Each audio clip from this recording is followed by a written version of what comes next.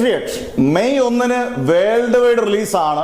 18 വർഷത്തിന് ശേഷം നമ്മുടെ സ്വന്തം മമ്മൂട്ടിയും നമ്മുടെ സ്വന്തം മോഹൻലാലും ലാലേട്ടനും ഒന്നിക്കുന്ന ചിത്രം എന്നുള്ള പ്രത്യേകത. ഇതിന്റെ ഇന്നലെ, അതായത് ജിയോ ഹോട്ട്സ്റ്റാറിൽ ഏപ്രിൽ 23 ഇതിന്റെ ലെജൻഡ്സ് ഹാങ് ഔട്ട് എന്ന് പറഞ്ഞുകൊണ്ട് ഒരു ചാറ്റ് ഷോ നമുക്ക് പറയാൻ പറ്റില്ല. ഇന്ത്യയിൽ ഇങ്ങനെ ഒരു സംഭവം ഉണ്ടായി കാണത്തില്ല. മമ്മൂട്ടിയും മോഹൻലാലും കുഞ്ചാക്കോവനും ഫഹദ് ഫാസിലും മഹേഷ് നാരായണനും സുശീഷ് ശ്യാമും പ്രകാശ് വർമ്മയാണ് ഇതിന്റെ ആങ്കറായിട്ട്.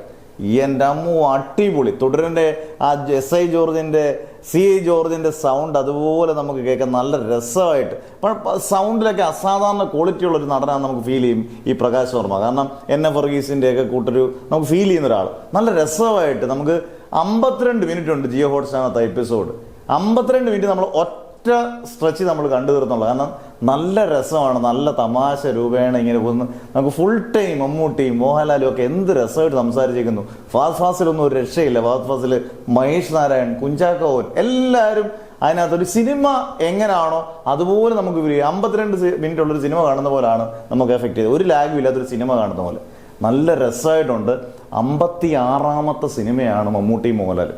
എനിക്ക് തോന്നുന്നു ഇന്ത്യൻ സിനിമയിൽ 2 സൂപ്പർ താരങ്ങളെക്കാട്ടിൽ 2 സൂപ്പർ നടന്മാർ ഒന്നിച്ച് അഭിനയിച്ചേക്കുന്ന ഇത്രയധികം സിനിമകൾ കാണത്തില്ലെന്നുള്ളത് ഉറപ്പാണ്.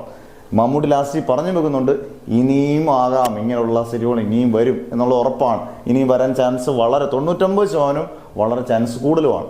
എന്തായാലും ഇവർ രണ്ടുപേരും ഒരുമിക്കുന്ന ജിയോ ഹോട്ട്സ്റ്റാറിനകത്ത് തകർത്തിട്ടുണ്ട്. ഇനി സിനിമ ഇതുപോലെ തന്നെ അടിപൊളിയായിട്ട് എൻ്റെ കണ്ടന്റ് അനുസരിച്ച് 3 മണിക്കൂർ താഴെയുണ്ട് സിനിമ. അല്ല, അടിപൊളിയായിട്ട് വന്നാൽ ഇതൊരു തകർക്കും എന്നുള്ളതിൽ യാതൊരു സംശയവും വേണ്ട.